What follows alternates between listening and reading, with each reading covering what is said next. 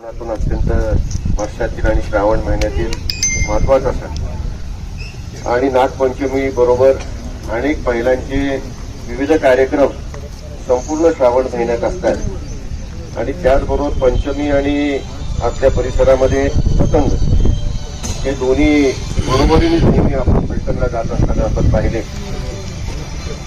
हे दरवर्षीप्रमाणे आजही आपण पतंग स्पर्धा मोठ्या या ठिकाणी उत्साहाने साजऱ्या करत आहेत आणि या पतंग स्पर्धेसाठी उपस्थित असलेले या ठिकाणी चंद्रकांत अण्णा आहेत, तात्या या ठिकाणी उपस्थित आहेत, मनीष काटे आहेत, आपल्या नगरसेविका आपले काही त्याचप्रमाणे नगरसेवक किशोर भैया यांनी या पतंग स्पर्धांचं आयोजन केलेलं आहे.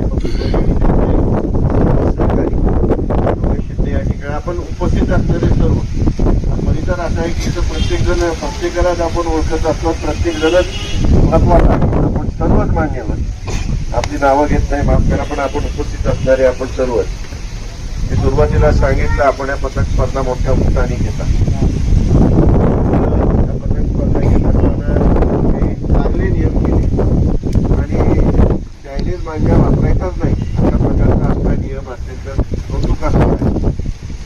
त्याचबरोबर मोठा उत्साह सुद्धा आपल्या सर्वांचा असतो आणि या परिसरामध्ये मग कास्ते कुटुंबीय असतील, त्यांच्याकडून इतरही आहेत, त्यांनी सर्वांनीच गेल्या अनेक वर्षापासून पतंग आंबवले आहेत.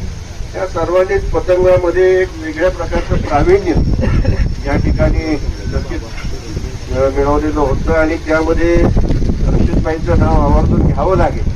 त्यांचा सुद्धा या ठिकाणी आज पतंगासाठी फार मोठं वास्तविक त्यांचं प्रत्येक खेळामध्ये योगदान होतं. क्रिकेटमध्ये योगदान होतं, सगळ्याच खेळांमध्ये त्यांचं फार मोठं योगदान होतं आणि चांगले खेळाडू निर्माण व्हावेत म्हणून सुद्धा त्यांचा नेहमी प्रयत्न असायचा असतो. त्याचप्रमाणे सर्वांचा त्याच पद्धतीने पार पडावे त्यांनी आपण एकत्रित पार पाडत आहात आणि मुलांना कुठेतरी या ठिकाणी पतंग स्पर्धांचं महत्त्व ती आपली परंपरा टिकली पाहिजे या दृष्टिकोनातून आपला जो प्रयत्न आहे तो अत्यंत कौतुकास्पद आहे. मी आपल्या सर्वांचं स्पर्धा सातत्याने घेत असताना त्यांचे सर्व सहकारी यांचं मनापासून अभिनंदन करतो आणि आपल्या पतंग स्पर्धा आणि आपल्या सर्वांना शुभेच्छा या ठिकाणी व्यक्त करतो. आपले आभार मानतो आणि थांबतो.